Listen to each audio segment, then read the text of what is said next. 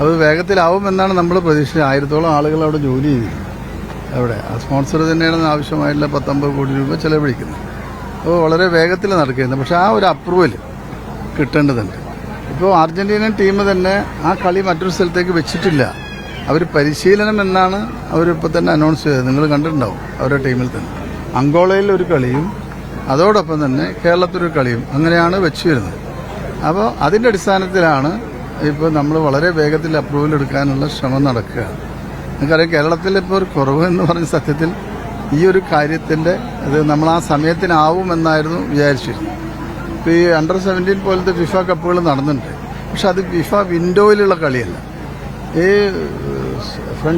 ഇത്തരത്തിലുള്ള സൗഹൃദ മത്സരം എന്ന ഫിഫയുടെ അംഗീകാരത്തിന് വേണ്ടിയിട്ടാണ്. ഇപ്പോൾ നമുക്ക് വേണ്ടി ഓൾ ഇന്ത്യ ഫുട്ബോൾ ഫെഡറേഷൻ ശുപാർശ ചെയ്തു, ഏഷ്യൻ ഫുട്ബോൾ ഫെഡറേഷൻ അവരൊന്നിച്ചായിരുന്നു വന്നിരുന്നത്. അവർ ശുപാർശ ചെയ്തു. ഫിഫയുടെ വൈസ് പ്രസിഡന്റിനെ നമ്മൾ നേരിട്ട് തന്നെ പോയി കണ്ടിരുന്നു. ഈ കാര്യങ്ങളൊക്കെ നടത്തിയിട്ടുണ്ട്. നമ്മൾ നല്ല എഫേർട്ട് ഇതിൽ എടുത്തിട്ടുണ്ട്. പക്ഷെ ഇവിടെ ഇങ്ങനെ ഒരു ചെറിയ പ്രശ്നമുണ്ട്. ഈ ഫിഫയുടെ നിയമങ്ങൾ ലംഘിച്ചുകൊണ്ടുള്ള ഒരു പ്രശ്നം. അപ്പോൾ ഇപ്പോഴും അവർ പറഞ്ഞ് ഈ ഒരു ദിവസത്തിനുള്ളിൽ ആ അംഗീകാരം വാങ്ങിക്കൊടുത്താൽ അവർ വരുന്നതാണ്, വരില്ല എന്ന് പറയണില്ല. അപ്പോൾ ഇനിയിപ്പോൾ അങ്ങനെ തന്നെയാണെങ്കിലും ഒരു കളി നഷ്ടമാവില്ല. ഈ വിൻഡോയിൽ ഏതെങ്കിലും തരത്തിൽ നമുക്ക് അംഗീകാരം ലഭ്യമായില്ല അടുത്തതിൽ എന്നാണ് അദ്ദേഹം പറഞ്ഞിട്ടുള്ളത്. അഥവാ അല്ല, ഇതിനുള്ളിൽ ഇപ്പോൾ നമ്മളിപ്പോൾ സബ്മിറ്റ് ചെയ്ത് കഴിഞ്ഞു. ഇന്നലെ രാത്രിയോടി, ഇന്നലെ രാത്രി വളരെ വൈകിയാണ് ബാക്കിയുള്ള പേപ്പറുകൾ അറിയാലോ. ഇപ്പോൾ ഈ ബാംഗ്ലൂരിലൊക്കെ കുറേ പ്രശ്നങ്ങളൊക്കെ നടന്നുകൊണ്ട് നമുക്കിത് പൂർണ്ണമായും പരിശോധിച്ച് മാത്രമേ ചെയ്യാൻ കഴിയൂ. ഇപ്പോൾ അതിൻ്റെ ബന്ധപ്പെട്ട എല്ലാ ടെസ്റ്റുകളും നടന്നു. NIT പോലുള്ള സ്ഥാപനങ്ങൾ വന്നു, PWD പരിശോധിച്ചു, നമ്മളെ PWD ഡിസൈൻ വിങ് പരിശോധിച്ചു. ഇതെല്ലാം കഴിഞ്ഞപ്പോൾ ഇപ്പോൾ കുറ്റമറ്റ രീതിയിൽ അതെല്ലാം ചെയ്യാൻ നമുക്ക് കഴിഞ്ഞു. ഇനിയിപ്പോൾ 2 പ്രശ്നങ്ങളുണ്ട്. ഫ്ലഡ് ലിസ്റ്റ് ആ ഒരു സ്റ്റേഡിയത്തിൽ ലൈറ്റുമായി ബന്ധപ്പെട്ടാണ്. നിലവിൽ ലൈറ്റ് ഹാലജൻ ലാമ്പാണ്. അത് കത്തി വരണമെങ്കിൽ 1 മണിക്കൂർ കൂടി. അപ്പോൾ അത് മാറ്റാനുള്ളതായി ടെൻഡർ കൊടുത്തു. അത് ഫിറ്റ് ചെയ്തിട്ടില്ല. അതിൻ്റെ ഒരു ഫിറ്റിങ്സ് ബാക്കിയുണ്ട്. ബാക്കി ഇപ്പോൾ ഫയർ ആൻഡ് സേഫ്റ്റിയുമായി ബന്ധപ്പെട്ട കാര്യങ്ങൾ പൂർത്തീകരിച്ചു. കഴിയുന്നത്ര വേഗത്തിൽ ഇതൊക്കെ ചെയ്തെങ്കിൽ കൂടി ഇപ്പോൾ ഇതിൻ്റെ ഫിഫയുടെ അപ്രൂവലുമായി ബന്ധപ്പെട്ടൊരു കാര്യത്തിലാണ് ഇപ്പോൾ തടസ്സം നിൽക്കുന്നത്. അത് നമ്മൾ വീണ്ടും ശ്രമിക്കുകയാണ്. ഈ ആഴ്ച തന്നെ അത് നേടിയെടുക്കാനുള്ള ശ്രമമാണ് ഇപ്പോൾ നടത്തുന്നത്. സ്റ്റേഡിയത്തിന് അംഗീകാരം കിട്ടാത്തതാണ് അപ്പോൾ ഫിഫയുടെ അല്ല, ഇതിങ്ങനെ പ്രത്യേകം എടുത്ത് പറയേണ്ടത് അല്ല. നോക്കൂ, ഫിഫയിൽ ഇപ്പോൾ നിലവിലുള്ള പ്രകാരം അംഗീകാരം തരാൻ അവർക്ക് കഴിയും. ഇപ്പോൾ നമ്മൾ സബ്മിറ്റ് ചെയ്യേണ്ട പേപ്പറുകൾ ക്ലിയറൻസുകളാണ് കേരളത്തിൽ നിന്ന് കൊടുക്കാണ്ടിരുന്നത്. അതിപ്പോൾ കൊടുത്തിട്ടുണ്ട്. അവിടെ അടുത്ത മീറ്റിംഗിൽ നമുക്ക് അപ്രൂവൽ കിട്ടും എന്നുള്ളതാണ്. ഞാനൊരു കാര്യം പറഞ്ഞത്, നിങ്ങൾ മാധ്യമങ്ങൾ എന്തോ എഴുതിക്കോ, നമുക്കൊരു പ്രശ്നമുള്ള ഞങ്ങൾ നല്ല രീതിയിൽ വേണ്ടി ഇതിന് ശ്രമിച്ചിട്ടുണ്ട്. ഒരു അന്താരാഷ്ട്ര ഈ ഫിഫ ലിസ്റ്റ് ചെയ്ത ടീമുകൾ 2 ടീമുകൾ ലിസ്റ്റ് ചെയ്ത് റാങ്കിങ്ങിലുള്ള 50 റാങ്കിങ്ങിലുള്ള 2 ടീമുകൾ ആദ്യമായിട്ടാണ് ഇന്ത്യയിൽ തന്നെ കളിക്കാൻ വരുന്നത്. അപ്പോൾ അതിൻ്റെ മാനദണ്ഡങ്ങളൊക്കെ ഉണ്ട്. അതെല്ലാം തന്നെ പാലിച്ചാൽ മാത്രമേ നടക്കുള്ളൂ. അതെല്ലാം നമ്മൾ ശ്രമിക്കുന്നുണ്ടായിരുന്നു. നമുക്ക് അത്തരത്തിൽ അറിയാമല്ലോ, നമ്മുടെ അടുത്തുള്ള ഒരു ജവഹർലാൽ നെഹ്റുവിൻ്റെ പേരിലൊരു സ്റ്റേഡിയം. പിന്നെ നമ്മൾ ശ്രമിച്ച് തിരുവനന്തപുരത്തായിരുന്നു. അത് ക്രിക്കറ്റ് സ്റ്റേഡിയം എന്നുള്ള രീതിയിൽ ആദ്യമേ അവർ അതിൻ്റെ ഒരു ഫീൽഡ് വളരെ റഫാണ്. അപ്പോൾ അത് അവർ വരും.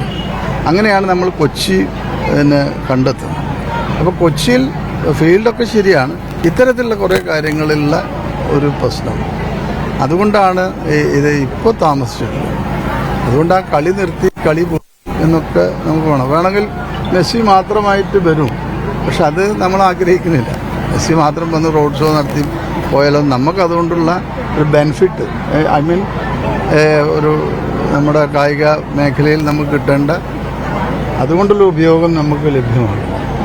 അതാണ് ഇതിൻ്റെ പ്രശ്നം. ഞാൻ വീണ്ടും പറയുന്നു, ഇതൊരു നെഗറ്റീവ് ന്യൂസ് അല്ല എന്നുള്ളത്. നിങ്ങൾ ആദ്യം ആലോചിക്കേണ്ടത് ഒരു കേരളത്തിലൊരു കായിക വകുപ്പ് ഇത്രയും ശ്രമിച്ച് നമ്മളായിട്ടല്ലല്ലോ ഈ കളി അനൗൺസ് ചെയ്ത്. നമ്മൾ ആദ്യം പറഞ്ഞു, നിങ്ങൾ പലപ്പോഴും ചോദിക്കുമ്പോൾ വരും എന്ന് പറഞ്ഞെങ്കിൽ കൂടി ഈ കളി അനൗൺസ് ചെയ്ത് അർജന്റീനൻ നാഷണൽ ടീമാണ്. അവരുടെ സൈറ്റിലാണ് ഇത് അനൗൺസ് ചെയ്തത്. അതുകൂടി നമ്മൾ മനസ്സിലാക്കണ്ടേ. അവിടെ നമുക്ക് ഇങ്ങനത്തെ ഒരു ചെറിയൊരു പ്രശ്നം ഉണ്ടായിട്ടുണ്ട്. അതിപ്പോൾ പറയാതിരുന്നിട്ട് കാര്യമില്ലല്ലോ. സ്റ്റേഡിയം നവീകരണത്തിന് സർക്കാരുമായിട്ട് എന്തെങ്കിലും കരാറുണ്ടോ? അവിടെ നടക്കണില്ലേ? നോക്കൂ, നിലവിൽ അവിടെ സ്റ്റേഡിയത്തിൻ്റെ നിർമ്മാണം നടക്കുന്നുണ്ട്. ഞാൻ തുടക്കത്തിലേ പറഞ്ഞു, ആ സ്പോൺസർ ഈ കളി വരണം എന്നുള്ളത് കൊണ്ട് അദ്ദേഹത്തിൻ്റെ സ്വന്തം ചെലവിലാണ് ഇപ്പം അത് ചെയ്യുന്നത്. അതുകൂടി അത് സത്യത്തിൽ ആരാധനക്ക് തയ്യാറാകും? സർക്കാരിൻ്റെ സ്റ്റേഡിയം എന്നാക്കാൻ 10-50 കോടി 50-ലൊന്നും നിൽക്കാൻ പോകണില്ല ഒന്നും. അത് അദ്ദേഹം സ്വന്തം ഏറ്റെടുത്ത് നടക്കുകയാണ്. നമുക്കൊരു ലൈറ്റ് വരെ ഫിറ്റ് ചെയ്ത് കൊടുക്കണമെന്നുണ്ടായിരുന്നു, പക്ഷെ അതിനുള്ള സമയം പോലും ഉണ്ടായിട്ടില്ല. അപ്പോൾ ഇതിൽ നമ്മൾ കാണേണ്ടത് കേരളം നല്ല രീതിയിൽ തന്നെ ഇതിന് ശ്രമിച്ചു.